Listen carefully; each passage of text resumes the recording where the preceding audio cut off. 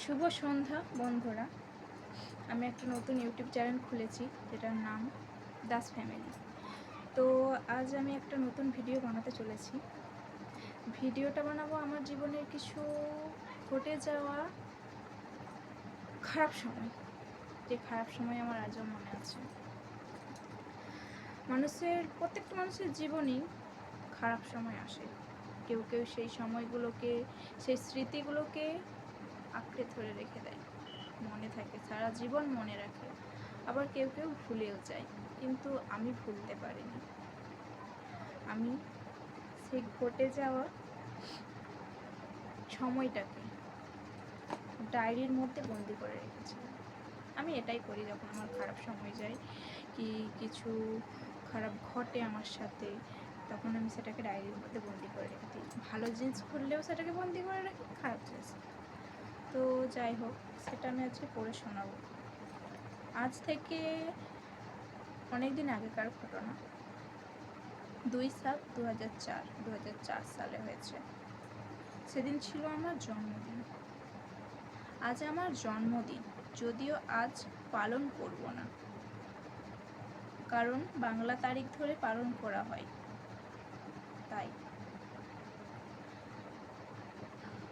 এই জন্মদিন আমার বিয়ের পর ফার্স্ট জন্মদিন। এখানেই প্রথম জন্মদিন পালন করা হবে।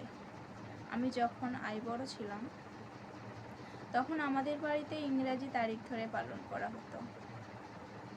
আমরা গরিব ছিলাম, তাই কোনো অনুষ্ঠান করতে পারতাম না, আর কোনো বড় কেকও আনতে পারতাম না, আর কেক কাটাও হতো না। বাবা ছোট কেক আনতো, আমি, মা, বোন খেতাম। মা পায়েস করতো, বাবা মাংস আনতো, মিষ্টি আনতো, জমিয়ে খেতাম। খুব মজা হতো। এই আনন্দ করতে করতে আইবড় বেলা চলে গেল। আজ আমার বিয়ের পর শ্বশুর বাড়িতে প্রথম জন্মদিন। ভেবেছিলাম খুব মজা করব, কিন্তু হলো না। খুব কষ্ট পেলাম আজ।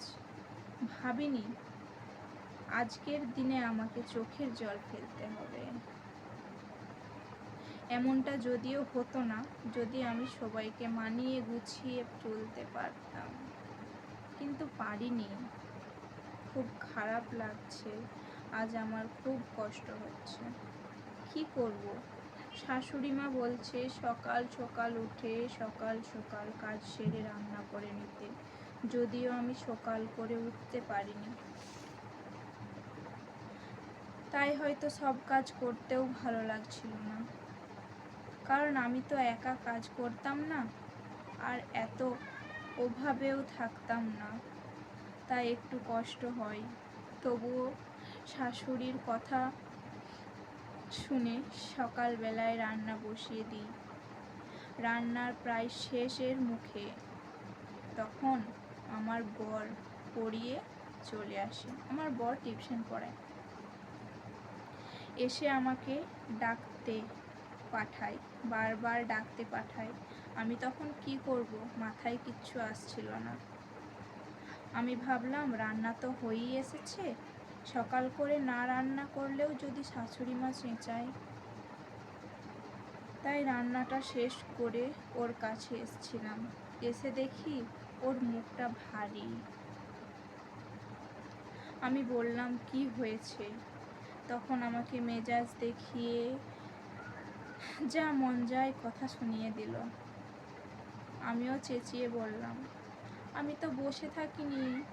তখন সে আবার চেঁচিয়ে বলে, যে যার নিজের মতো করে চলছে, যে যার নিজের মতো করে কাজ করছে, যে যার নিজের মতো করে আছে, কাউকে কিছু বলা চলবে না।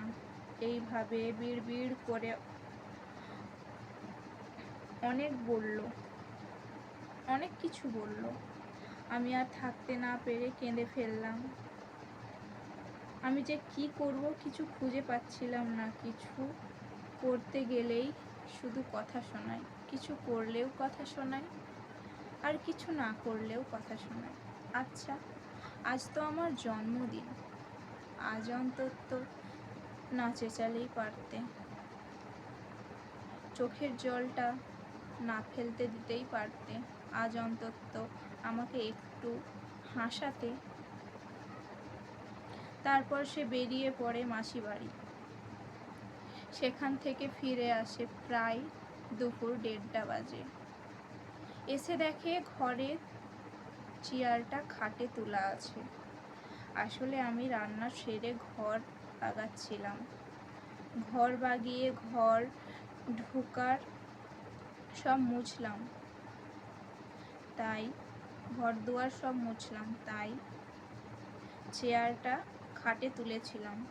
সেটা নিয়েও কথা শুনিয়ে দিল। বলল, কাজের কোনো ছিঁড়িছাড়া নাই।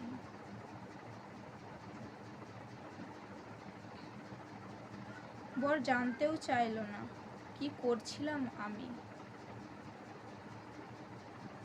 এত কাজ করেও যদি কথা শুনতে হয় তাহলে আমি আর কি করব? কিছুই করার নাই আমার। আবার মনটা খারাপ হয়ে গেল। তারপর তাকে বুঝিয়ে বললাম যে আমি কাজ করছিলাম। তারপর তাকে খেতে দিলাম। সে খাচ্ছিল আর আমি খাটে বসেছিলাম।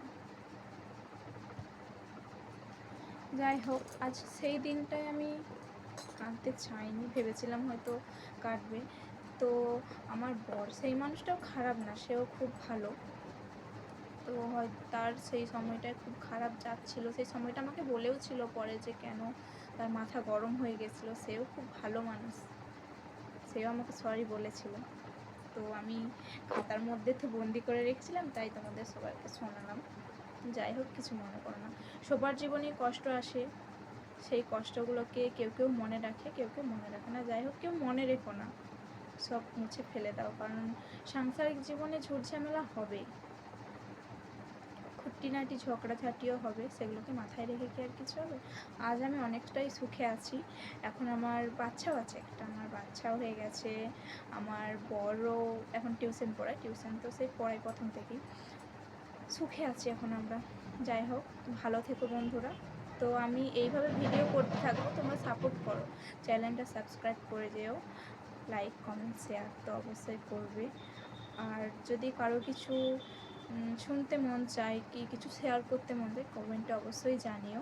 পরবর্তীকালে আমি কবিতা লেখা আছে, আমার বর কবিতা লেখা আছে, আমি কবিতা পড়ে শোনাবো। আমার তো ডায়েরিতে লিখতে ভালোই লাগে, তাই আমি পরবর্তী ভিডিওতে আমি কবিতা পড়ে শোনাবো। তাই যদি শুনতে ইচ্ছুক অবশ্যই সাবস্ক্রাইব করে অপেক্ষায় থেকো, আমি আবার আসবো। টাটা।